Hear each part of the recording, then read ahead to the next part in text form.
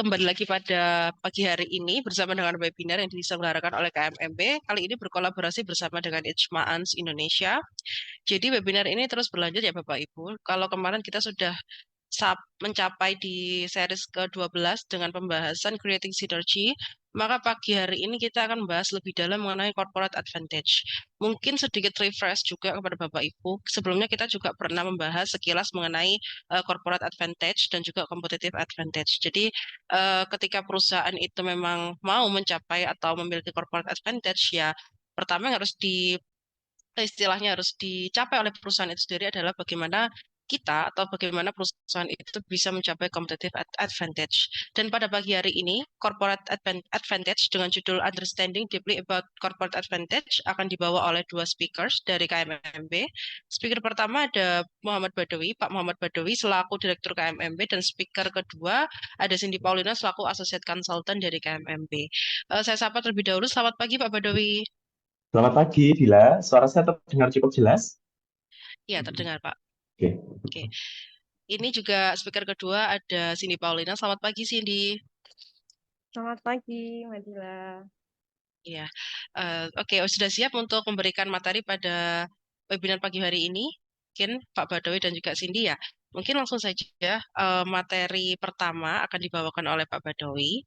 Waktu dan tempat saya persilakan Pak Badawi, silahkan. Baik, terima kasih, Dila. Saya sapa juga pemateri kedua. Pagi, Cindy. Baik, Bapak Ibu, selamat pagi Pagi, semuanya. Bapak. Salam sehat selalu. Mohon izin, ini saya sedikit batuk ya. Jadi suaranya agak sedikit kurang jelas, tapi tetap semangat untuk sharing-sharing terkait dengan materi yang saya rasa ini lebih bisa dikatakan materi advance ya. Kalau kita di kelas-kelas MBA atau kelas-kelas advance program di luar negeri, kadangkala kita perlu presisi ya Bapak Ibu ya. Ketika banyak orang ya orang-orang awam mengatakan kita harus punya keunggulan kompetitif, kita harus punya keunggulan bisnis gitu ya. Secara sederhana kita bicaranya adalah bagaimana kita bersaing, bagaimana kita memenangkan kompetitor gitu ya.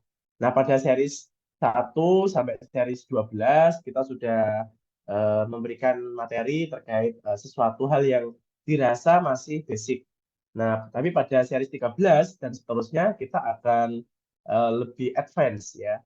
Jadi ketika kita bicara tentang keunggulan korporat, sebetulnya menghitungnya bagaimana? Nah, gitu. Jadi ketika kita misalnya RUPS gitu ya, Rapat Umum Pemegang Saham, kemudian ditanya apa keunggulan kompetitifnya gitu.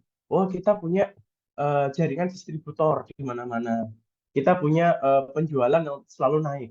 Tapi itu hanya klise ya Bapak Ibu ya. Jadi kita harus menampilkan ya dalam berupa angka atau berupa rasio.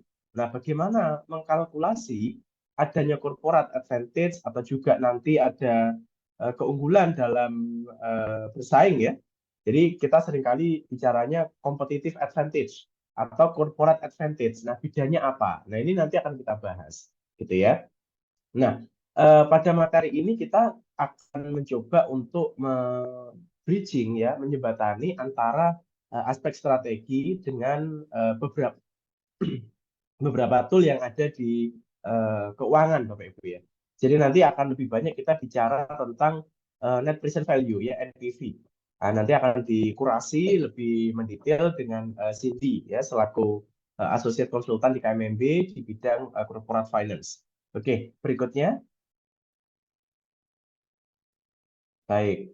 Nah, sebelum kita bicara tentang competitive advantage Bapak Ibu, kita perlu dulu melihat ya kita perlu melihat sebetulnya bisnis kita ini ada di mana gitu ya, bisnis kita ada di mana, apakah kita sekarang menjalankan single bisnis, artinya bisnisnya cuma satu gitu ya, atau kita menjalankan multi bisnis ya, atau multi bisnis. Nah, ini pilihan gitu ya.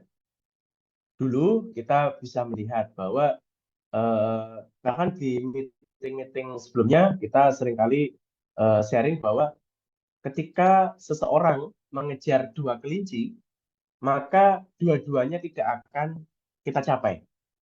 Kan seperti itu ya. Minggu lalu kita menggambarkan seperti itu. Maka bisnis itu harus fokus. Tujuannya apa? Maka banyak orang dia akan berfokus pada single bisnis, Bapak Ibu. Ya. Sehingga kalau kita katakan single bisnis itu adalah kita fokus pada bisnis tunggal. Ya. Tapi dalam bisnis tunggal ini kita bisa beroperasi pada berbagai segmen pasar. Ya. Bisa berbagai segmen pasar. Misalnya kita berbisnis konveksi, misalnya kita berbisnis konveksi, ya, atau kita berbisnis misalnya properti, gitu ya, fokus di properti. Ya, kalau properti kita main harga di bawah 500 juta, misalnya. Kemudian kita juga bermain di segmen 500 sampai 1 miliar. Kita juga bermain di 1 M sampai 2 miliar, atau bahkan juga lebih dari 2 M. Nah, ini adalah single business. Tapi dengan single business ini, kita bisa memiliki beberapa segmen pasar yang itu ketika kita akumulasi, kita bisa mendapatkan corporate advantage ataupun juga competitive advantage. Nanti perbedaannya apa akan kita bahas. Nah, pun sama, konveksi. Kita mungkin di awal hanya melayani untuk anak-anak, gitu ya. Kemudian karena bisnis kita jalan, ya, cash flow kita bagus, ya, kemudian bisnis kita semakin bankable, maka kita bisa merambah kepada segmen yang lain, Bapak Ibu, yaitu adalah orang tua, ya, atau bahkan kita juga ke toddler, ke bayi, misalnya begitu. Nah, ini adalah single business. Kemudian ada juga praktek-praktek yang lain yang pernah kita diskusikan, misalnya mereka bermain pada integrasi vertikal, ya, yaitu hulu ke hilir, ya, atau mereka bermain pada integrasi horizontal, yaitu memperbanyak perusahaan lain tapi yang sejenis. Kalau hulu hilir, contohnya sederhananya sering saya sampaikan supaya semuanya tahu produknya, ya. Paling gampang adalah Indomie. Ya, Indomie itu produknya Indofood. Maka dia mengakuisisi perusahaan Bogasari, gitu ya, Bogasari, untuk mendapatkan keunggulan korporat, ya, antara produksi mie instan dengan produksi tepung. Maka ada selisih margin di situ. Atau kita juga bisa bermain, misalnya ini ada Indomie goreng, kemudian ada pop mie, kemudian ada mie kenduri dan lain-lain. Ya, nah ini adalah multi bisnis. Nah, tapi jangan lupa bahwa berkali-kali juga saya menyampaikan praktek vertikal itu jarang sekali yang sukses, Bapak Ibu. Ya, hanya perusahaan yang benar-benar memiliki capital yang besar, perusahaan yang mampu mengelola sumber daya yang efektif dan mampu untuk mengelola resiko, itu yang bisa sukses. Ya, banyak story perusahaan yang pernah berdiri dari Perang Dunia Pertama sampai sekarang masih eksis, tapi keberadaan atau capaian market share-nya kalah dengan perusahaan-perusahaan baru. Ya, itu banyak sekali. Nah, ketika kita bermain pada multi bisnis, Bapak Ibu, maka diversifikasi harus kita lakukan. Ya, diversifikasi kita lakukan. Itu bisa secara vertikal, hulu hilir, atau juga horizontal. Nah, praktek di lapangan ada juga yang namanya konglomerasi. Ya, ini satu konglomerasi, misalnya kita bicara Lipo, gitu ya, ada rumah sakit Siloam, ya, ada perguruan tinggi UPH, ada bank Lipo, ya, banyak sekali. Ya, lah, ini tidak terkait satu sama lain. Tapi kalau kita perhatikan, Bapak Ibu, misalnya ini adalah rumah sakit, ya, kemudian ini bank. Nah, orang di rumah sakit bayarnya pakai banknya Lipo, maka dapat diskon. Misalnya demikian. Orang kuliah di UPH misalnya, ya, bayarnya pakai bank Lipo. Misalnya demikian. Maka ini sangat menguntungkan. Atau grupnya CT Corp, ya, grupnya CT. Kita kalau ke Transmart, kita beli Baskin Robin pakai kartu kredit Bank Mega, ya juga dapat diskon banyak, gitu ya. Nah, ini adalah multi bisnis, diversifikasi. Nah, jadi sebelum kita bicara keunggulan korporat, kita harus petakan kita mau bermain di mana. Kita bermain di single bisnis atau multi bisnis. Dan dua-duanya punya keunggulan dan tantangannya masing-masing gitu ya. Nah, sehingga biasanya kalau kita sudah bicara multibisnis Bapak Ibu, misalnya Bapak Ibu sudah punya gambaran, punya mimpi, suatu saat saya ingin konglomerasi seperti yang saya sampaikan, atau suatu saat saya ingin jadi pemain mie instan terbesar di Indonesia, jadi horizontal, atau ingin menguasai margin dari transaksi, atau nanti kita bicara juga di kesempatan yang lain mungkin ada transfer pricing ya dari hulu hilir. Nah, satu catatan ketika kita ingin memulai multibisnis, jangan lupa di dalam grup bisnis Bapak Ibu itu harus ada namanya manajemen investasi, ya. Jadi investment company yang mana investment company itu nanti akan menjaga atau diberikan tugas mengelola portofolio ketika dikonsolidasi itu akan optimal. Karena yang perlu diperhatikan ketika kita bermain pada multibisnis, sebetulnya anggaran atau cost dan revenue itu hanya set off, ya. Misalnya Indofood beli tepung di Bogasari, maka ketika kita beli tepung itu menjadi biaya di Indofood, ya. Tapi bagi Bogasari itu adalah pendapatan, ya. Pun sama ketika kita konsolidasi, maka sebetulnya ya uang kita keluar dari kantong kanan masuk kantong kiri kan demikian. Maka hanya set off. Maka investment company itu harus mengelola supaya portofolio kita tetap bagus, rasionya tetap bagus. Kadangkala laporan stand alone itu bagus gitu ya, tapi ketika dikonsul menjadi berantakan. Atau sebaliknya, ya, atau sebaliknya. Kita kalau dikonsul kelihatan bagus, ya, tapi kalau kita perhatikan setiap entitas yang kita miliki di bawah holding kita ternyata ada yang bagus luar biasa yang membackup, ada yang jelek. Nah, ini harus menjadi treatment ya di dalam investment company seperti itu. Oke, berikutnya. Nah, ini yang harus kita petakan terlebih dahulu Bapak Ibu. Kita ada dua jenis ya, competitive advantage dan corporate advantage. Ya. Kalau kita bicara competitive advantage, maka sebetulnya yang kita pikirkan adalah kompetitor kita siapa. Ya. Kalau misalnya kompetitor itu menjual harga anggaplah 100.000, ya, kemudian kita juga menjual 100.000, akhirnya sama, ya, konsumen akan memilih kita dan memilih kompetitor, gitu. Tapi jangan lupa, ketika harga jual anggaplah ini kita tambah 1 nol lagi, ini menjadi pendapatan gitu ya Bapak Ibu. Nah, ini pendapatan 1 juta. Ketika HPP-nya pesaing itu adalah 800.000 dan HPP kita adalah 700.000, maka ini sudah bisa dikatakan competitive advantage kita. Ada cost efisiensi di dalam direct cost yang kita gunakan dalam mengoperasionalkan bisnis kita. Ya, sederhananya demikian. Tapi ketika kita bicara corporate advantage, maka ini bukan lagi soal pesaing Bapak Ibu, tapi adalah bagaimana perusahaan kita mampu memperoleh keuntungan dari akumulasi bisnis yang kita jalankan bersama-sama. Ya, jadi kalau kita punya bisnis 1, ya untungnya 5 misalnya, bisnis 2 untungnya 5, maka kalau dikombinasi jangan 10, tapi kalau bisa 11.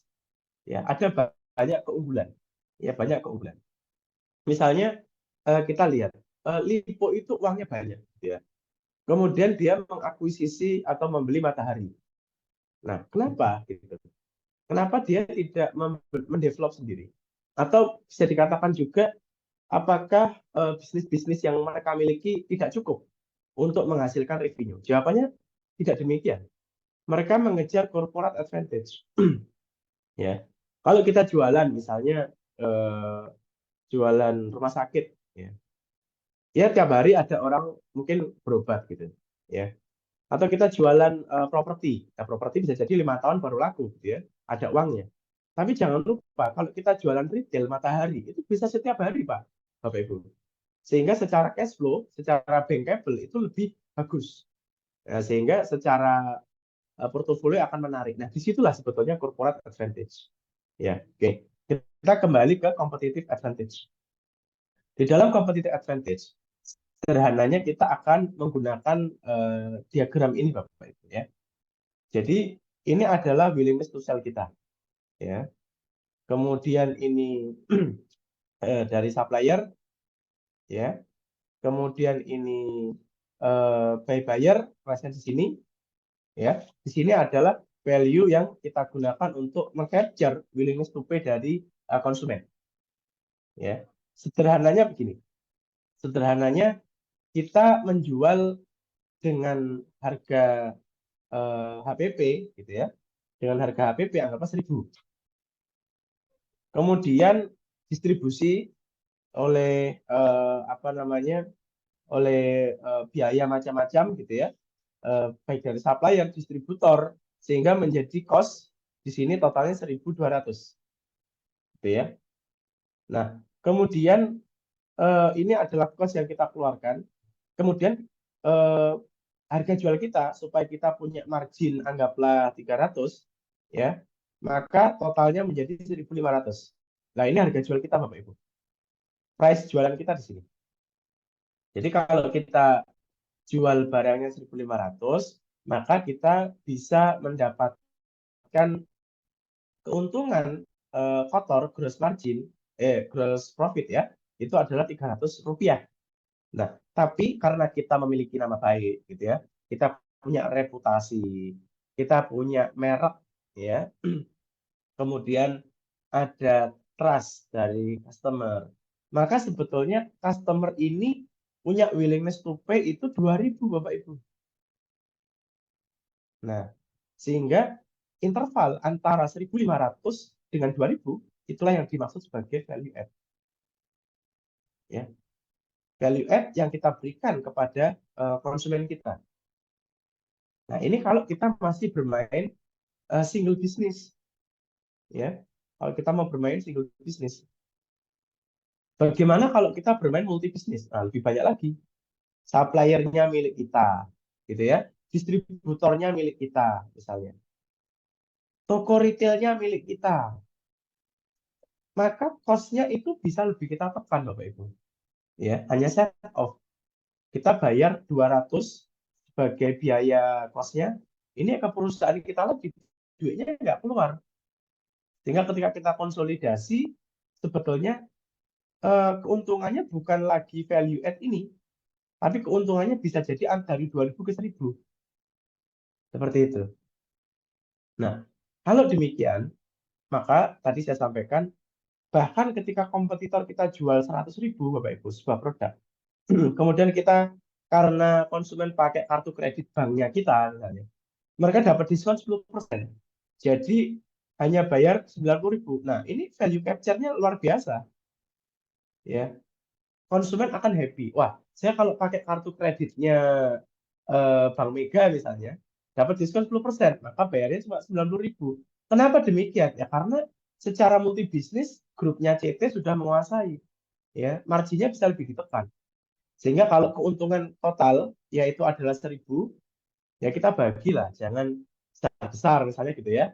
Ya udah, yang 900 keuntungan kita, yang 100 kita berikan kepada konsumen. Nah, ini menjadi happy mereka. Ya. Nah, selisih ini harus hati-hati Bapak Ibu. Ini harus dihitung gitu ya. Harus dihitung.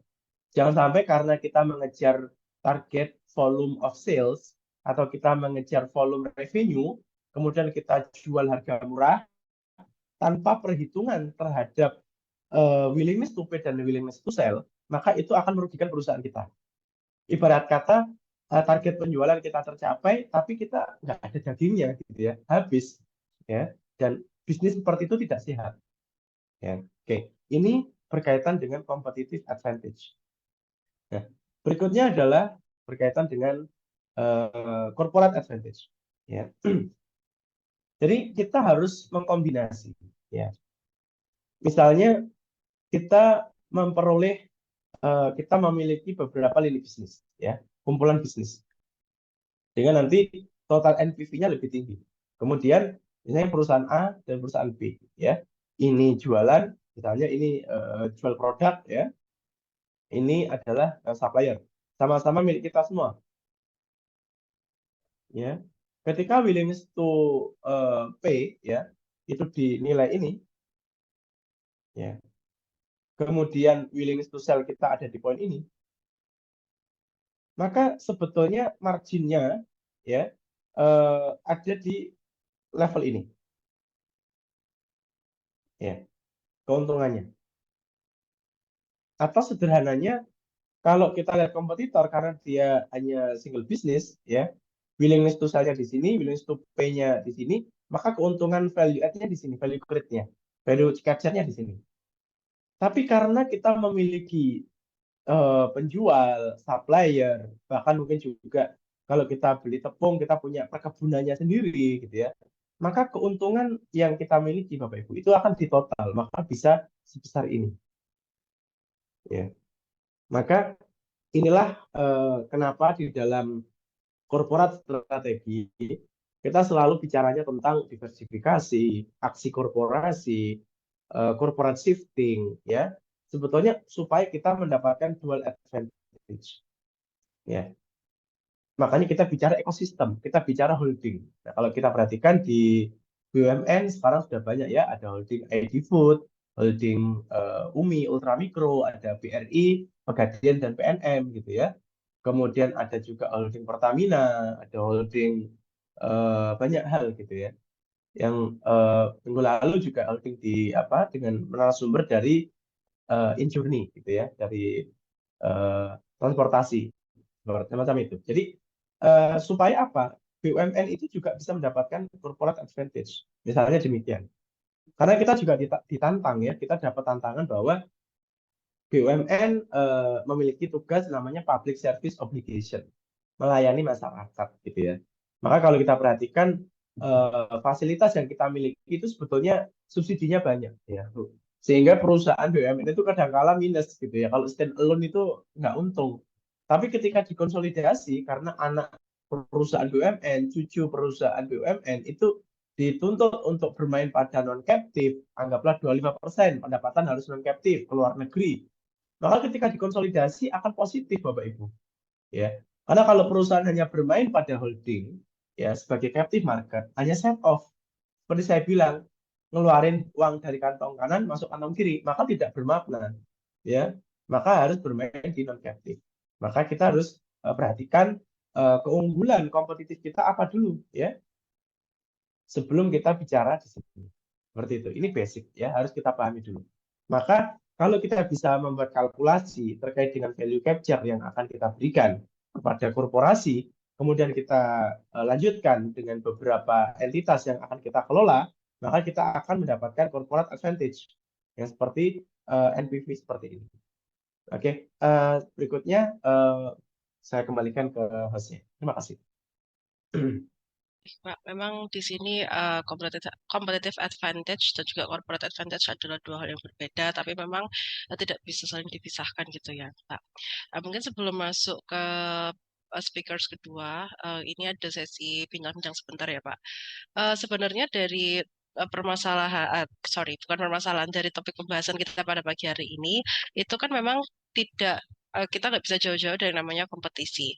Nah, tapi sebenarnya di dalam pembahasan pada pagi hari ini, khususnya kompetisi sendiri itu apa sih, Pak? Atau mungkin dari Cindy juga bisa memberikan perspektif terkait dengan kompetisi itu sendiri. Silahkan. Ya, sederhananya kalau kita bicara kompetisi itu kalau secara strategik ya itu merugikan kita sebetulnya. Lebih baik kita kolaborasi dalam kompetisi itu. Maka ada istilah namanya koopetisi. Ya. Jadi ada istilah namanya koopetisi. Nah, jadi koordinasi dan kompetisi. Artinya kita bisa aja misalnya eh, konteksnya bisa berupa konsorsium KSO, jadi kita bagi gitu ya. Atau konteksnya bisa joint venture, seperti saya pernah cerita, Asahi punya teknologi AMDK, Indofood punya strategic business group, kombinasi bikin klub, misalnya begitu ya. Terus bisa jadi juga subkontrak, subkon. Jadi yang punya nama besar mendapatkan pekerjaan di luar negeri, tapi karena overload atau value-nya kurang optimal di subkontrak ke pihak lain, itu juga bisa. Jadi itu adalah kolaborasi dan kompetisi, seperti itu.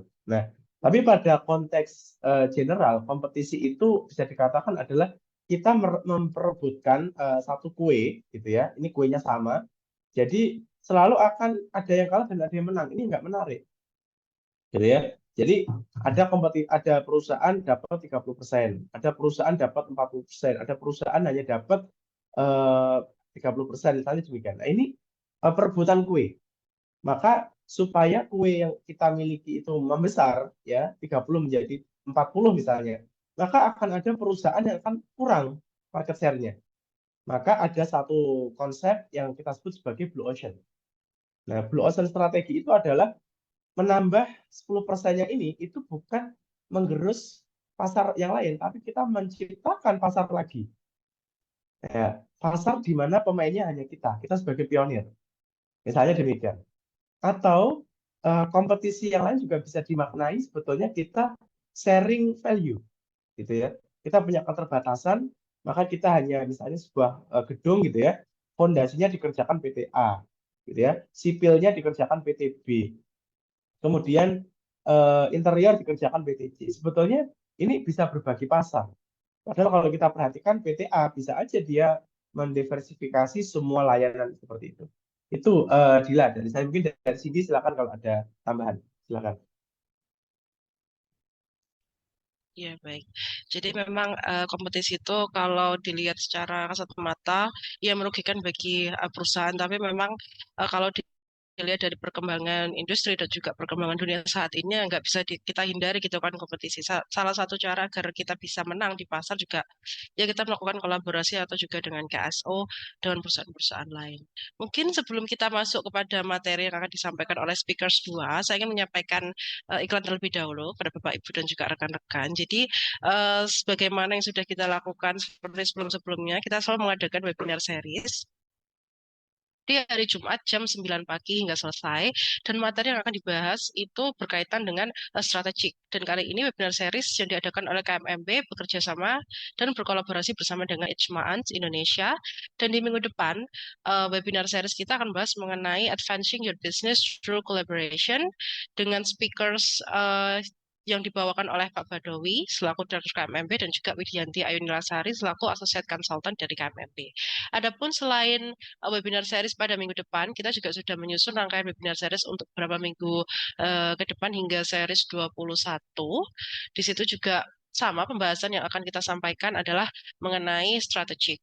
Jadi di series ke-21 itu terakhir kita membahas mengenai managing the alliance process. Memang kalau sebelumnya kita sebenarnya sudah membahas mengenai strategi aliansi, tapi di series ke-21 ini kita akan bahas lebih dalam terkait dengan managing the alliance process. Ya, mungkin langsung masuk kepada speakers dua pada webinar series hari ini. Selamat pagi Mbak Cindy Paulina. Pagi Mbak Pagi. Suara saya terdengar jelas kan Mbak Pagi? Ya, sudah terdengar jelas. Mungkin saya berikan langsung waktu dan juga tempatnya ya, Mbak Cindy Paulina untuk bisa memberikan materi webinar pada pagi hari ini. Silahkan. Hmm. Ya. Terima kasih Mbak Pagi atas ya sambutannya. Jadi selamat pagi, saya sapa terlebih dahulu mungkin tadi Pak Badui, mungkin yang sebelumnya Pak Mungki. Selamat pagi Pak. Selamat Pagi, ya. Cindy, suaranya sangat pelan sekali, Cindy. Oh, oh ya baik Pak. Kalau ini apakah sudah terdengar Pak? Sudah terdengar Mbak Bagis? Ya, lebih jelas ya, lebih jelas. Ah, baik, terima kasih Pak atas koreksinya. Ya saya sapa terlebih dulu ya untuk Bapak Ibu atau rekan-rekan dan teman-teman yang telah hadir di web series kali ini dengan tema yang sangat menarik ya, tadi dan dibahas oleh Pak Badui tentang corporate advantage ataupun competitive advantage seperti itu. Dan ini adalah mungkin lanjutannya tadi Pak Badui mungkin tadi melihat mengatakan bahwa kita harus melihat dulu nih siapa nih pesaingnya gitu untuk kita bisa menciptakan juga nih corporate advantage. Kita lihat bahwa dalam satu bisnis, mungkin tadi setelah dijelaskan ya sama Pak Badui, ada single bisnis sama multiple bisnis gitu. Di mana dalam sudut pandang, dari sudut pandang single bisnis ataupun multi bisnis, ketika kita melihat siapa nih kompetitor atau pesaing kita itu sudah berbeda ya cakupannya gitu. Kalau kita lihat dari strategi corporate, strategi corporate itu lebih ke cakupannya seperti ke multiple bisnis gitu. Mereka sudah melihat portofolio bisnis. Dia sudah melihat portofolio bisnis apa yang dari pesaing itu bisa mohon maaf, pesaing itu siapa saja dari portofolio bisnis yang kita ciptakan gitu. Dia sudah melihat dari cakupan yang sudah besar secara corporate-nya, secara strategi corporate-nya gitu. Pesaingnya mendefinisikan pesaing siapa sih yang bisa menyaingi dari portofolio bisnis kita gitu. Tapi kalau dari strategi bisnis dalam artian dari cakupan single bisnis itu mereka mencakupnya melihat dari pesaing langsung, tidak hanya pesaing langsung, tapi juga dari pembeli, pemasok, pendatang potensial, perusahaan dan lain sebagainya gitu. Walaupun dalamnya akan lebih besar karena tadi sudah dijelaskan dari Pak Badri, mungkin multiple bisnis itu lebih banyak nih bisnis yang ada dalam cakupannya seperti itu. Nah, dalam hal ini kita juga perlu melihat di mana perusahaan itu ingin menciptakan corporate advantage juga pasti melihat dari kompetitornya gitu. Ketika mereka dari kompetitor mereka, mereka akan memberikan kompetitif corporate advantage-nya dari perusahaan. Kita melihat bagaimana kita membangun portfolio yang kuat untuk mempertahankan atau menciptakan corporate advantage atau competitive advantage dari sebuah perusahaan.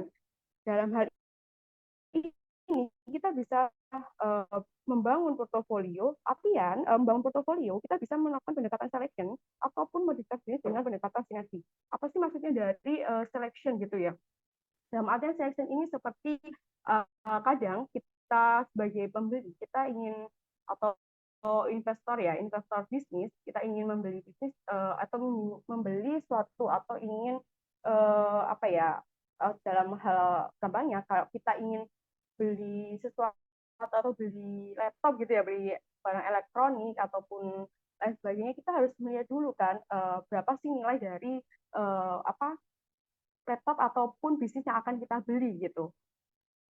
Kalau sebisa mungkin kita melihat bahwa kita menghitung nilai atau valuasi dari bisnis tersebut itu punya valuasi yang besar gitu, dan mengharapkan bisnis yang kita beli itu dengan harga murah dengan nilai valuasi yang bagus gitu. Dalam artian pasti investor itu ingin menyeleksi gitu, menyeleksi mana sih bisnis-bisnis yang bisa kita buat sebagai portofolio dengan nilai valuasi yang bagus, tapi kita juga untung gitu. Dalam arti yang kita beli dengan harga murah, tapi nanti jika kemudian kita jual itu dengan harga mahal. Dalam artian valuasi yang dari perusahaan tersebut cukup bagus. Itulah yang kenapa kita membangun portofolio itu harus diperhatikan gitu ya, bagaimana kita melihat nilai valuasi dari si bisnis yang akan kita ingin beli ataupun ingin kita buat sebagai portofolio seperti itu. Dalam artian di mana ketika kalau dalam artian di mana ketika perusahaan nilai valuasi dari bisnis B, nilai valuasi dari bisnis B dan nilai valuasi dengan bisnis C itu akan punya nilai valuasi sekian, contohnya sekian dan sekian gitu ya, mungkin di ini di 2 ataupun ini tadi yang dijelaskan Pak mungkin ya ini ada 3, tapi ketika melakukan valuasi dan lain faktor dan sebagainya pertimbangkan dengan faktor-faktor tertentu ya dalam perhitungan valuasi atau kemudian sebagainya, kita menggabungkan portofolio B dan C, gabungan dari portofolio B dan C itu harus lebih besar dari portofolio B sendiri dan C. Kalau dari kata Pak Abad tadi mungkin ini 2 dan 3, mungkin kalau dijumlahkan adalah 5 gitu. Tapi kalau bisa kita harus adalah 6. Dan itulah kenapa kita harus selection terhadap membangun dalam portofolio. Tapi di sisi lain untuk membangun corporate advantage dengan cara pendekatan selection membangun portofolio juga kita melihat dari modifikasi bisnis. Dalam artian modifikasi bisnis ini kita bagaimana kita bisa mengembangkan perusahaan kita atau istilahnya mengembangkan perusahaan kita dengan sebaik mungkin atau portofolio kita sebaik mungkin, pertahankan portofolio kita sebaik mungkin gitu. Dan dengan cara apa? Pendekatan sinergi. Ya, kalau tadi kata Pak Bat, kenapa harus kompetisi gitu ya? Kalau selama bisa saling memberikan keuntungan gitu lah. Dari sinergi ini kita mungkin bisa membangun sinergi dengan perusahaan lain gitu untuk membangun sinergi yang kuat. Mungkin kalau dari apa webinar sebelumnya yang telah mengikuti gitu ya, sinergi yang kemarin udah dibahas oleh pembicara sebelumnya, mungkin dalam artian sinergi ini saling melengkapi gitu. Kalau bisa kita simbiosis mutualisme gitu dan saling menguntungkan, sehingga ketika diharapkan ke depan portofolio kita ingin mengembangkan modifikasi dari portofolio kita sinergi dengan perusahaan lain gitu untuk menciptakan suatu value yang lebih dibandingkan value sekarang seperti itu. Dan itulah kenapa nanti akan kita dari sinergi baik selection pengembangan portfolio ataupun dalam mengembangkan portfolio melalui sinergi modifikasi itu akan menciptakan nilai yang lebih tinggi atau corporate advantage yang lebih tinggi. Atau mungkin dari Pak Albert mungkin juga ingin menambahkan ya Pak, seperti apa Pak? Iya, Cindy. Mohon izin tadi apa kita sudah bicara tentang beberapa opsi ya sebetulnya. Jadi sederhananya itu kita menganggap kompetisi itu sangat merugikan, betul. Sangat Iya merugikan. betul Jadi ya Pak ya. sinergi itu bagaimana, Cindy? Ya, Iya. kalau Jadi kompetisi kompetisi sangat luar merugikan biasa ya Pak. sebetulnya untuk betul, iya. Jadi kita coba bersinergi gitu ya, bersinergi. Jadi sinergi itu akan membuat value dari perusahaan kita atau juga portofolio perusahaan kita itu akan lebih beragam gitu ya, akan lebih beragam. Tapi memang kita harus perhatikan apakah partner yang akan kita ajak dalam bersinergi itu memang bisa saling menguntungkan, gitu ya, saling menguntungkan. Karena prakteknya kadangkala orang itu hanya bersandar ke kita, gitu ya. Jadi anggaplah kita punya satu keunggulan, gitu ya. Terus secara saham misalnya kita 70%, gitu ya. Kita perusahaan A punya saham di perusahaan joint venture 70%, perusahaan lain ya itu hanya 20%, perusahaan C 10%. Ya. Nah, perusahaan joint venture ini itu dia mensuplai produk ke perusahaan kita. Ya, jadi perusahaan ini kita kasih lisensi, kita kasih izin sebagai distributor utama atau supplier utama kepada perusahaan kita. Nah, perusahaan B dan C itu adalah perusahaan yang secara value adalah dia yang punya lahan misalnya, dia punya land. Terus ini punya keunggulan produksi misalnya. Nah, suatu ketika kita ingin menambah modal, ya, menambah modal supaya perusahaan patungan kita ini makin ekspansi ke luar negeri, misalnya ke luar negeri. Maka opsi ketika kita tambah modal, maka perusahaan B dan C akan terdelusi, ya, sahamnya akan turun, ya. Atau kita kasih opsi supaya kongsi ini, ya, kolaborasi ini efektif. Ya, tolong untuk pasar ke luar negeri ini dibantu oleh PT B dan PT C. Sehingga kita bermain pada capital, yang lain bermain pada market. Sehingga secara value, perusahaan B dan C masih punya masukan ya, masih punya kontribusi kepada joint venture ini. Maka kalau kita perhatikan dalam strategi korporat, ya kita bicaranya apakah pada sisi modal, investor, atau bahkan kita juga berpikir sebagai ahli strategi bisnis. Ya, misalnya kita mau shifting nih, gitu ya. Awalnya kita jualan pohon misalnya, ya. Wah, karena ini semuanya bicara green gitu ya. Kita nebang pohon nanti kena masalah terus gitu. Nah, tapi kita punya satu pasar gitu ya bahwa ada demand ya. Saya perhatikan kemarin di Ajinomoto di dalam apa media sosialnya dia menampilkan bahwa mereka sudah pakai co-firing, pakai biomasa. Nah, kita bisa melakukan corporate shifting yang awalnya jualan pohon menjadi jualan biomasa ya, untuk mengganti batu bara misalnya begitu. Ini strategi Bapak Ibu. Atau misalnya kita mau melihat peluang bahwa bisnis jualan pohon ini sudah sunset ya, sudah turun, sudah senja. Tapi jangan lupa kita punya hak atas konsesi lahan yang mana yang selama ini pohonnya kita tebang, kita punya hak atas tanah itu. Nah, tanah itu bisa juga kita gunakan untuk bekerja sama dengan perusahaan lain membangun pabrik di sana. Sangat mungkin. Nah, ahli strategi ini harus bermain aksi korporasi yang dilakukan perusahaan ini seperti apa.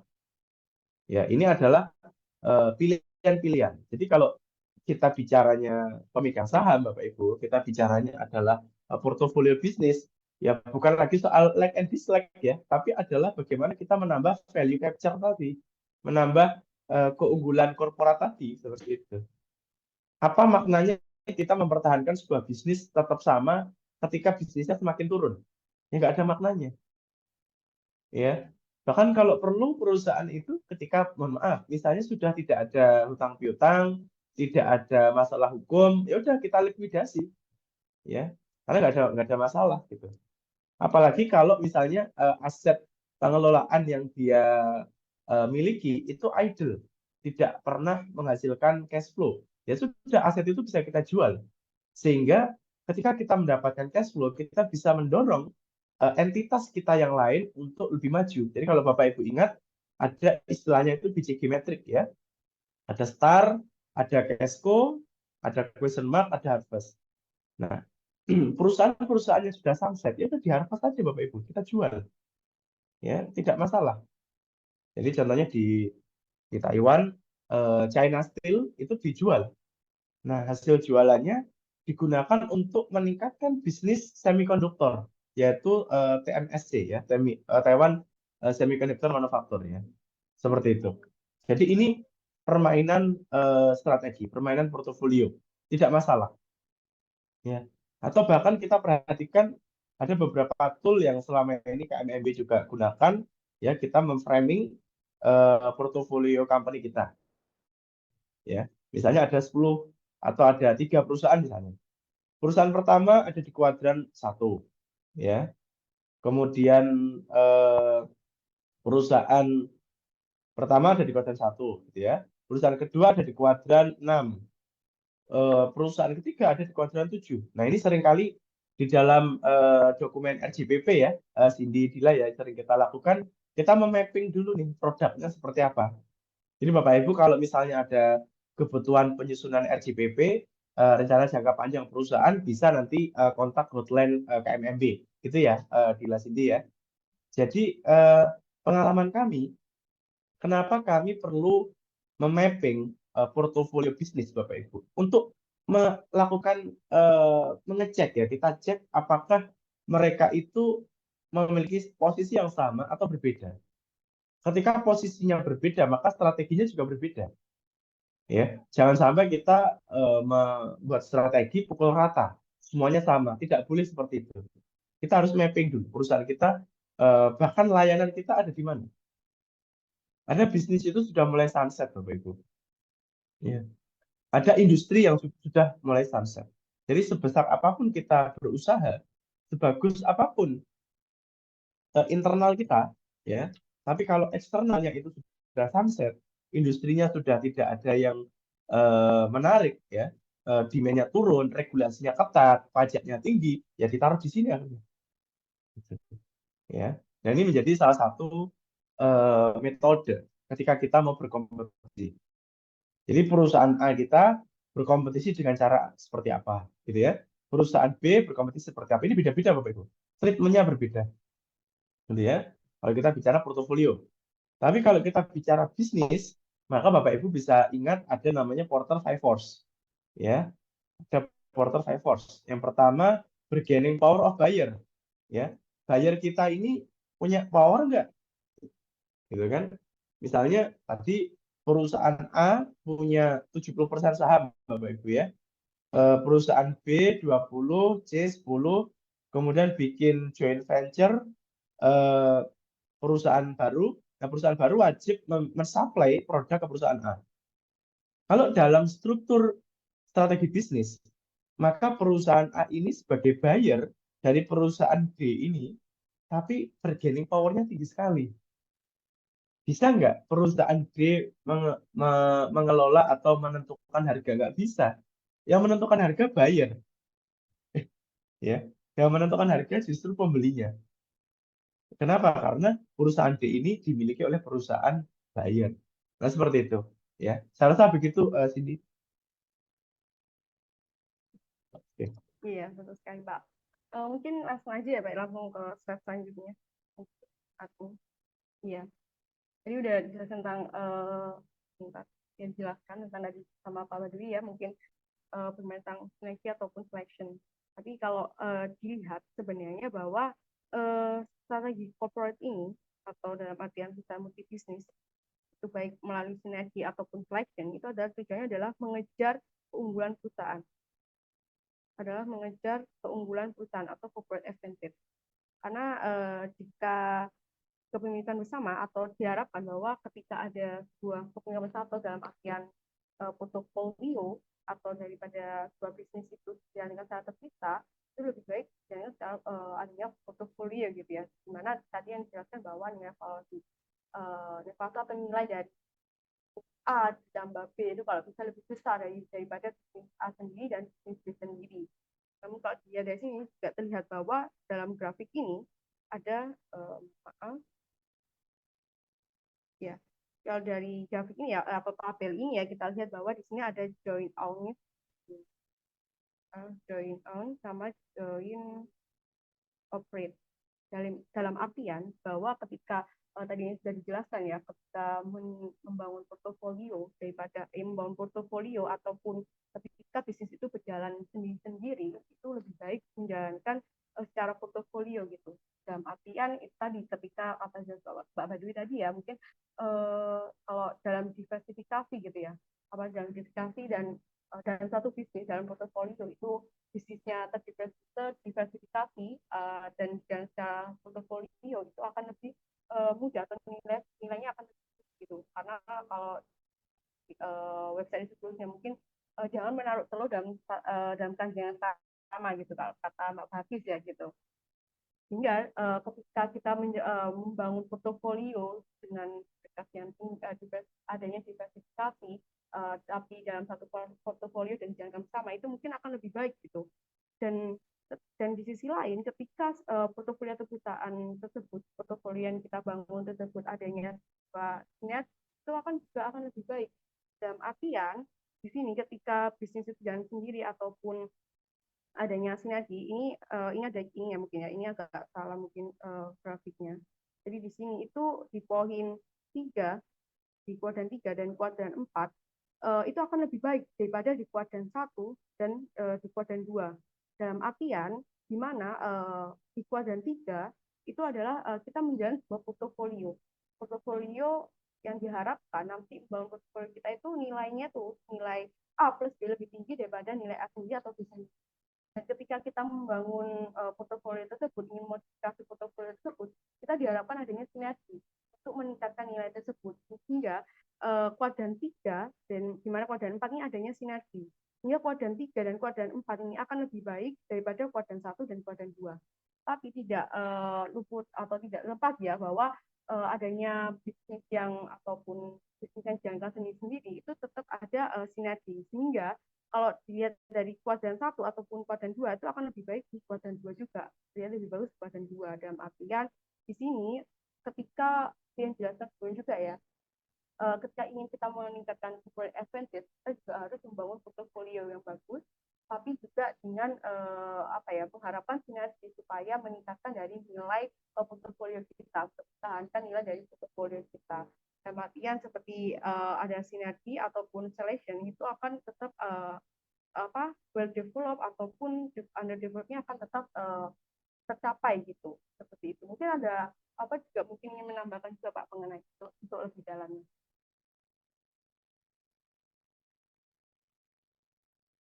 Ya, terima kasih Cindy sudah dipaparkan. Jadi Bapak Ibu, setiap pilihan apakah kita akan melakukan sinergi, ya, sinergi itu dua entiti yang mana saling berkolaborasi, gitu ya. Jadi PT bisa jadi itu juga antar entitas yang tidak saling memiliki kesamaan kepemilikan, gitu ya. Jadi PT A dan PT B tidak dalam satu grup ya, tidak dalam satu grup, tapi mereka bersinergi. yang tadi saya sebut sebagai KSO misalnya. Yang A fokus pada market, ya, PTB fokus pada pasar. Nah, fokus pada pasar, ya. Jadi kenapa KSO ini kita lakukan? Ini seru Bapak Ibu.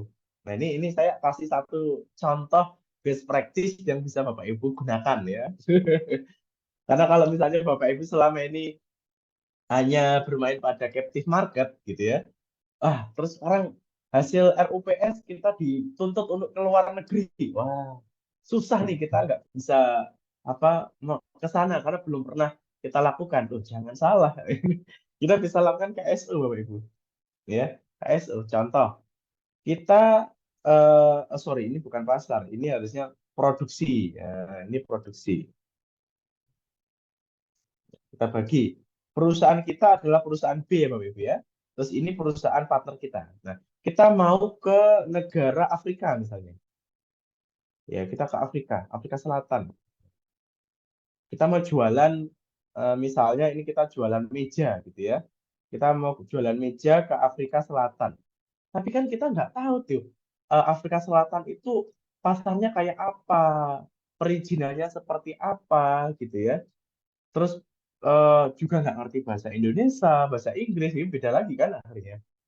Nah, sangat mungkin kita mencari PTA, yaitu adalah perusahaan yang sudah established di Afrika Selatan, gitu ya. Kalau perlu perusahaan yang juga state-owned company, gitu ya, BUMN atau sejenisnya yang punya hak ya atau punya privilege terkait market yang ada di sana, gitu ya. Nah, kita kolaborasi, gitu ya. PTB ini berkolaborasi dengan PTA untuk menjual meja made in Indonesia supaya dipasarkan di Afrika. Jadi nanti kita sharing profit. Nah, konsorsium. Karena kalau kita dari produksinya di Indonesia, kemudian kita ke Afrika, wah ini kita juga jualan sendiri ya susah juga Bapak Ibu. Ya, jadi ini namanya KSO, ya KSO. Nah, jadi berkali-kali juga saya di berbagai kesempatan mengatakan untuk mengejar kuda, kita harus menunggangi kuda, kan gitu. Nah, bahasa kasarnya perusahaan A ini adalah kuda yang kita tunggangi supaya perusahaan kita memiliki market yang ada di Afrika Selatan. Seperti itu ya. Nah, apakah selalu konsepnya KSO? Ya, tidak selalu. Ya, tidak selalu. Bisa jadi kita selection. Selection itu kita membeli ya. Kita membeli perusahaan yang ada di Afrika. Misalnya ada perusahaan C. C ini juga produksi meja, ya. Daripada kita kirim barang dari misalnya dari mana Subang atau dari Bogor gitu ya, dikirim ke Afrika Selatan, wah kita kena biaya masuk, biaya keluar, logistik, kapal gitu ya. Belum lagi nanti ada pembajakan misalnya begitu. Wah, risikonya tinggi sekali. Bisa jadi supaya perusahaan B ini punya pasar di Afrika Selatan, kita akuisisi perusahaan C. Nah, sehingga perusahaan C akan memproduksi meja yang akan diberikan kepada A ini untuk dijual di Afrika. Misalnya demikian. Ini kita akuisisi. Nah, maka sebetulnya ini hanya permainan portofolio Bapak Ibu. Ya, portofolio. Nah, ini juga dilakukan oleh Semen ya. Seingat saya dulu Semen Gresik itu melakukan selection portofolio perusahaan semen yang ada di Vietnam. Sehingga ketika Semen Gresik jualan semen di Asia Tenggara, tidak perlu diekspor dari Gresik, tapi cukup diproduksi dari Vietnam. Nah, ini adalah contoh selection. Nah, antara permainan sinergi dan bermain portfolio selection, masing-masing punya keunggulan dan kelemahan. Kita ada dua concern, yaitu cash flow dan discount rate. Ya, cash flow dan discount rate. Ketika kita bekerja sama, kemudian atau kita mau membeli perusahaan dan itu kondisi perusahaan C tadi yang ada di Afrika tadi masih underdeveloped ya di dalam capital market, misalnya PBV-nya masih 0,5 misalnya begitu ya. Misalnya apalagi ya secara value sederhananya ini aja deh, kita bicara price book value aja.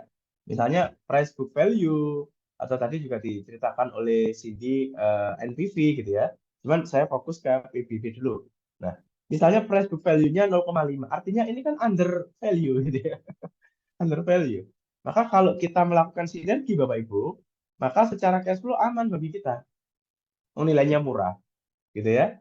Kenapa murah? Ya karena kita nggak perlu aset akuisisi kan.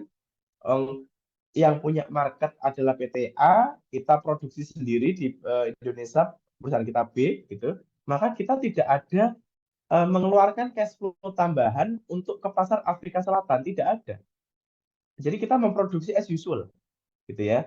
Jadi tidak perlu apa namanya, tidak perlu mengeluarkan biaya tambahan ya. Nah, kemudian secara discount rate ini juga bisa mengurangi risiko.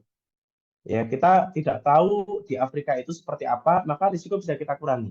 Maka juga bagus. Ya. Tapi kalau misalnya perusahaan ini PBV-nya itu sudah anggaplah 1,5 atau bahkan beberapa company itu bisa sampai 20, wah ini mahal banget kan. Ini well developed ini ya, sudah sampai 1,5 itu di sini itu ya, sudah harganya mahal. Maka jangan lupa, meskipun PTA ini apa namanya sudah bagus, PBV-nya sudah 20 kali lipat dari fundamental, ya secara cash flow tetap bagus karena kita nggak perlu beli kan, karena kita hanya sinergi kolaborasi KSO. Secara discount rate juga demikian, ya. Jadi secara kalau dalam bicara sinergi, maka di situ tidak ada equity placement, ya, tidak ada pembelian saham. Karena kalau kita beli saham, maka jangan lupa Bapak Ibu juga harus beli liability-nya, ya. Atau juga tidak ada aset ownership, ya. Tidak ada beli aset. Jadi kalau kita bicara cash flow, Bapak Ibu nggak perlu menambah besaran OPEX, operation expenditure, atau Bapak Ibu tidak perlu mengeluarkan CAPEX juga, capital expenditure. Jadi cash flow-nya masih aman. Itu kalau sinergi, gitu ya. Tapi sinergi itu jangan lupa itu kerjasamanya kalau tidak kita ikat dengan baik, ya kapanpun bisa berhenti, gitu ya. Jangan kita kontrak antara perusahaan A di Afrika, perusahaan B di Indonesia, kita kontrak 5 tahun. Bagaimana setelah 5 tahun? Ya, misalnya perusahaan A sudah dapat distributor meja dengan kualitas yang sama, ya nggak mungkin dia akan ambil dari PTB. Gitu. Maka ada skenario lain supaya kerjasamanya jalan terus dan perusahaan B tetap aman pasar di Afrika Selatan, maka kita bisa akuisisi selection. Nah, anggaplah PTA akan kita akuisisi, misalnya begitu ya.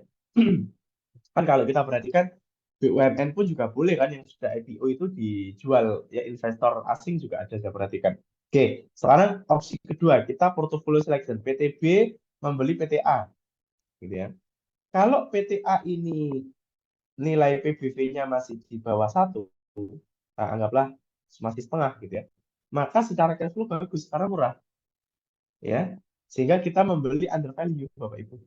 Nah, jadi kalau kita beli mobil harusnya harganya 200 juta, kita belinya 150 juta, wah kita untung ya.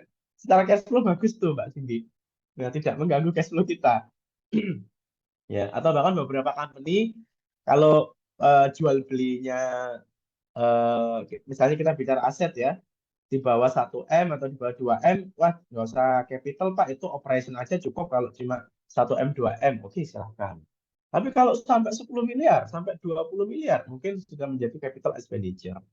Ya, tapi jangan lupa ketika kita akan melakukan portfolio selection, uh, oh sorry saya revisi. Kalau portfolio selection aset nggak masuk ya, hanya equity placement. Oke.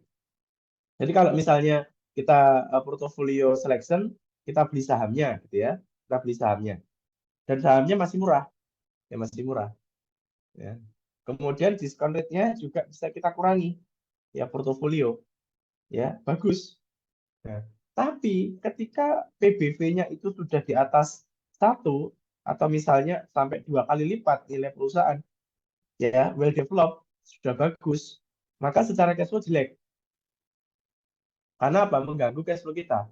ibarat kata kita beli mobil sama, gitu ya. Ini mobil, ya. Terus ini juga mobil. Yang satu dijual 200 juta, ya. Yang satu dijual anggaplah 150 juta. Nah, harga pasar itu adalah 180 juta. Maka yang 150 itu adalah underdeveloped. Mungkin STNK-nya udah mati, maka kita ada biaya untuk perbaikan, misalnya begitu.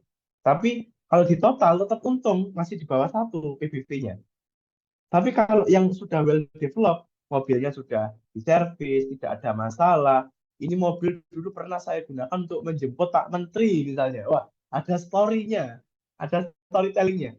Dijual di atas harga pasar, 200. Jadi sudah 2 kali lipat, misalnya begitu. Maka secara cash flow jelek. Ya lebih baik kita beli yang under, yang 150. Ya. Secara diskon rate juga jelek. Karena resikonya juga tinggi bagi perusahaan kita dalam portofolio. Kenapa demikian? Lebih baik kita mengeluarkan uang 150 daripada 200. Sehingga ada selisih uang keuntungan. Ya kalau kita 150 ada keuntungan 30 juta. Kalau kita 200 ada minus 20 juta. Nah, kalau kita gunakan 150 ada plus selisih 30 juta, ya ini kita gunakan untuk portofolio yang lain. Ya, misalnya beli satu mobil plus satu motor. Nah, tapi kalau kita hanya beli satu mobil 200, kita nggak bisa beli motor, gitu. Nah, maka Bapak Ibu hati-hati di dalam mengakuisisi atau menseleksi sebuah portofolio yang akan kita ambil. Ya, lebih baik kita underdevelop. Nah, ini yang beberapa perusahaan pernah saya lihat demikian, gitu ya. Jadi beli perusahaan tambang di re-engineering, diperbaiki manajemennya, sekarang sahamnya sudah naik. Seperti itu. Nah, sehingga secara eh, gambar kurang lebih demikian tadi sudah dijelaskan oleh Cindy gitu ya. Jadi kalau joint operation itu ya KSO contohnya, ya kita bekerja sama. Kalau joint own itu kepemilikan, misalnya joint venture ya kepemilikan bersama tadi. Ya, mungkin ada tambahan Cindy atau cukup? Silahkan saya kembalikan ke Cindy dan Dila. Cukup Pak, mungkin saya kembalikan ke Dila. Iya, baik. Mungkin sebelum masuk ke dua materi terakhir, masuk ke materi terakhir, sorry, bukan dua ya, masuk ke slide terakhir untuk materi webinar pada pagi hari ini. Saya juga akan mengingatkan pada Bapak Ibu, jika ada pertanyaan yang ingin diajukan, silakan menuliskan pertanyaan pada kolom chat, dan juga saya ingatkan kembali bahwa setiap hari Jumat KMMW berkolaborasi bersama Edge Minds Indonesia mengadakan webinar series yang bahas mengenai strategik, dan di minggu depan kita juga mengadakan webinar series pukul 9 pagi dengan speakersnya Pak Muhammad Badawi selaku Direktur KMMB selaku speaker 1, dan juga speaker kedua ada Widianti Ayu Nilasari selaku Associate Consultant dari KMMB membahas mengenai advancing your business through collaboration. Dan kita juga sudah menyusun webinar series hingga series ke-21 dengan tema terakhir yaitu Managing the Alliance Process. Mungkin langsung ke materi terakhir ya pada webinar pada pagi hari ini akan disampaikan oleh Cindy Paulina. Waktu dan tempat saya persilahkan.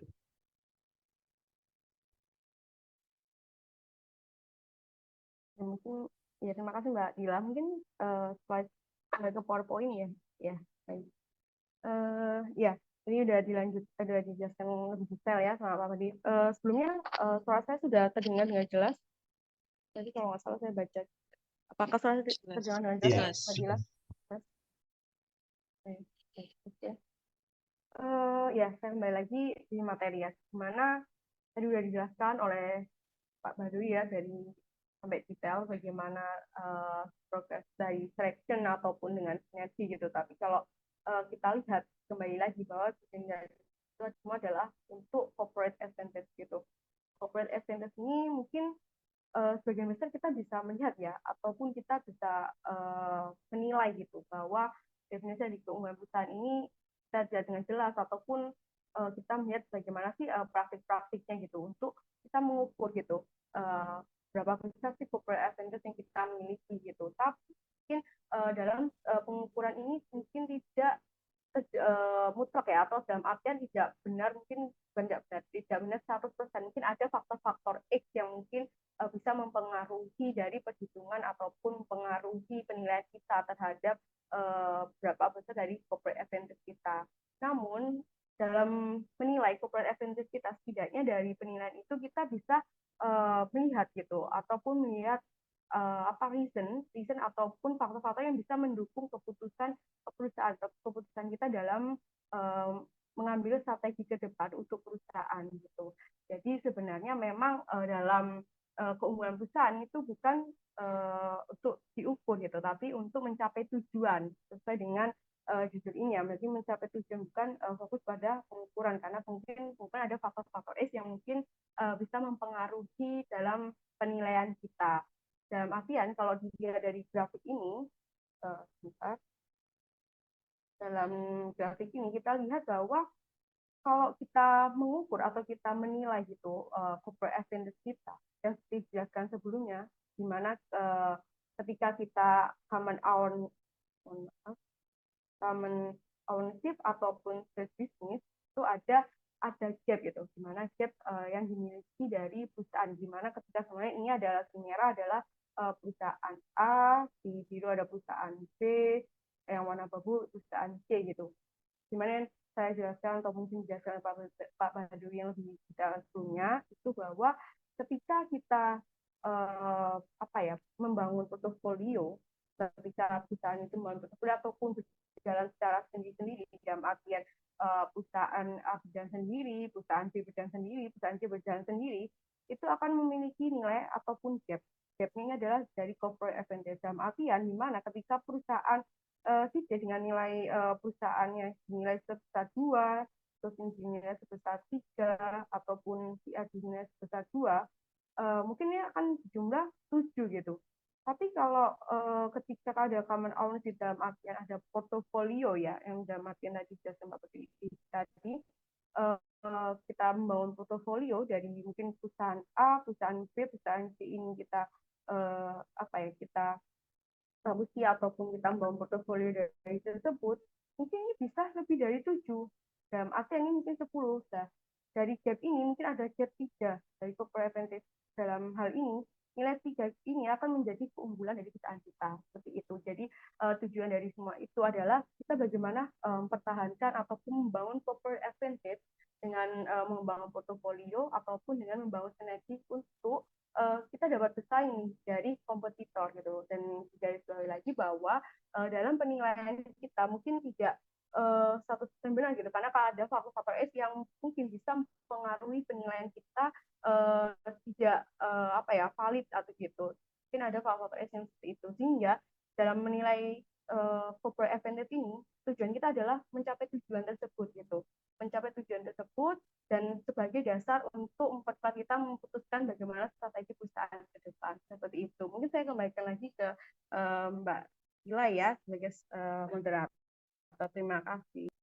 Baik, terima kasih atas penjelasan materinya, Cindy Paulina, terkait corporate advantage. Itu merupakan sebuah tujuan dan bukan sebuah hal yang memang harus diukur. Mungkin sebelum masuk kepada sesi tanya jawab, saya juga ingin menyampaikan iklan kepada Bapak Ibu dan juga rekan-rekan. Apabila ada yang ingin ditanyakan kepada KMMB, Bapak dan juga Ibu bisa menghubungi hotline 1 dan juga hotline 2 yang tertera pada kolom chat, sudah dibagikan oleh rekan saya, dan juga bisa mengakses informasi-informasi lain terkait KMMB pada website KMMB. Ini juga sudah di-share oleh teman-teman dan juga rekan-rekan KMMB di kolom chat. Dan juga apabila Bapak Ibu dan juga rekan-rekan sekalian membutuhkan layanan berkaitan dengan penyusunan RCPP, kemudian perhitungan valuasi, due diligence, dan layanan-lain yang berkaitan dengan penyusunan strategi maupun bisnis plan perusahaan, Bapak, Ibu, dan juga rekan-rekan dapat menghubungi hotline KMMB maupun mengakses website KMMB. Baik, mungkin selanjutnya kita akan langsung masuk pada sesi tanya jawab. Di sini juga sudah ada satu pertanyaan yang bisa dijawab oleh Pak Badowi dan juga Cindy Paulina. Jadi pertanyaannya ini dari Bu Junita. Oke, kalau boleh saya bertanya, manakah yang lebih efektif? multi bisnis dalam bentuk sistem bisnis unit, direksi hanya di satu kantor, atau sistem holding dan anak perusahaan. Jadi masing-masing anak perusahaan dan holding punya BUD sendiri. Kemudian ya mungkin itu pertanyaan pertama. Eh, Pertanyaan pertama dari Bu Junita bisa dijawab oleh Pak Badoy maupun Sidi. Silahkan, siapa yang mau menjawab terlebih dahulu? Oke, sebentar tadi saya terdistrak sambil minum. Jadi intinya mau bikin bisnis baru gitu ya. Terus direkturnya satu, apakah mau holding atau seperti apa gitu ya? Coba saya mau share screen ya, Bapak Ibu ya. Hmm, Oke, screen saya apakah masuk, Dila? Ya. Jadi kalau kita perhatikan dulu Bapak Ibu, ini perusahaannya swasta atau BUMN gitu ya. Swasta atau BUMN. Kalau BUMN, maka kita harus hati-hati gitu ya.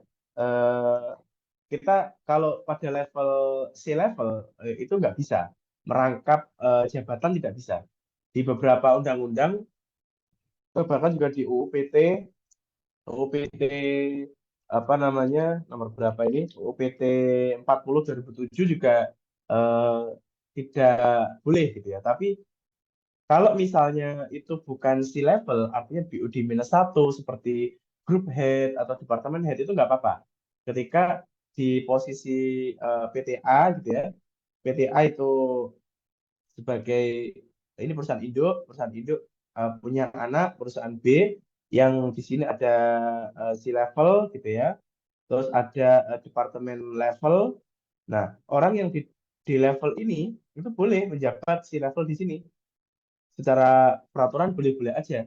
Tapi secara GCG, good corporate governance di internal holding yang akan kita bangun, nah itu apakah diperbolehkan? Nanti keputusan itu silakan diatur saja di RUPS, ya penunjukan siapa personil yang pada departemen level atau divisi level yang akan diberikan amanah juga untuk ngawal di C level. Atau hal yang lain juga supaya fokus, misalnya perusahaan B ini dia harus fokus untuk pasar baru, misalnya ke Afrika Selatan, maka jabatan di level yang ada di A eh, apa namanya diganti yang lain. Artinya dia secara nomenklatur karyawan masih karyawan PTA yang ditempatkan di PTB sebagai C level. Misalnya begitu juga bisa. Nah, jadi kalau eh, kita bicara PT, ya setidaknya dalam undang-undang PT kan kita harus petakan ya, di dalam satu entitas itu harus ada pemegang saham, kemudian ada komisaris, gitu ya. Yang ketiga ada direksi. Nah, ini harus ada dulu. Jadi kalau kalau pertanyaannya efektif mana antara multi bisnis atau sistem bisnis unit, maka tergantung tujuan juga gitu ya. Tapi ada kalanya begini Bapak Ibu, kita ingin berinovasi. Seringkali kita selalu ditantang apa inovasi-inovasinya gitu. Nah, di saat yang sama bisnis kita ini bisnis yang secara prosesnya ya gitu-gitu aja gitu. Nah, kalau kita mendisrupsi bisnis kita, belum tentu pendapatan baru tercapai, pendapatan yang lama bisa pergi karena nggak fokus. Maka PTA ini bisa saja membuat satu divisi yang fokus pada inovasi tadi. Nah, divisi ini bisa diberikan keleluasaan, misalnya handing off gitu ya. Nah, bisa jadi handing off atau menjadi superintendent ya, atau menjadi superintendent. Nah, kalau skema handing off atau superintendent, maka divisi ini masih di bawah PTA yang tapi dia diberikan keleluasaan budgeting maupun praktek bisnis di pasar yang benar-benar berbeda dengan divisi-divisi yang lain.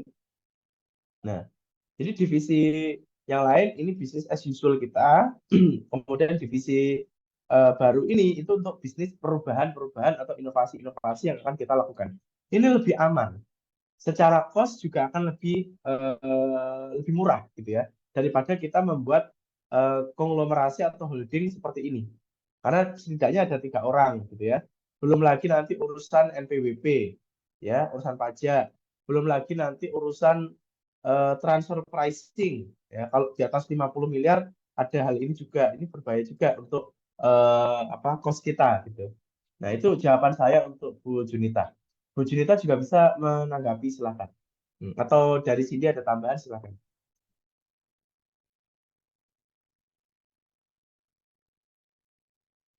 Saya kembalikan ke Dila.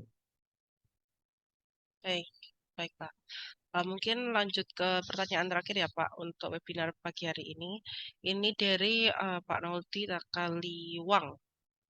Tanya nih Pak Badawi, mana yang lebih penting, meningkatkan nilai tambah atau diversifikasi? Dan pada level diversifikasi yang mana bisa efektif? Mungkin dari Pak Badawi mau atau Cindy Paulina bisa menjawab pertanyaan tersebut. Silahkan. Cindy mungkin mau menjawab dulu, nanti saya tambahkan, silakan. Terkait nilai tambah. Atau saya dulu, silakan. Apa dulu nggak apa-apa, Pak. Eh, diversifikasi itu, makanya tadi saya membagi ada dua ya Bapak Ibu ya. Kita bicaranya itu adalah bicara corporate level, ya corporate level, atau bicaranya bisnis level. Kalau bicaranya corporate level, maka kita bicaranya portofolio Bapak Ibu. Kalau kita portofolio dan strategi bisnis dan strategi ya. Eh, tapi kalau untuk diversifikasi, tapi kalau untuk bisnis level kita bicaranya adalah 5 unsur tadi. Ada buyer, ada rival, ya, ada supplier, ada pendatang baru ya, new entrants, dan ada substitusi. Bahkan konsep ini didevelop lagi, yaitu five force ini sudah berubah, ada tambahan yaitu komplementer.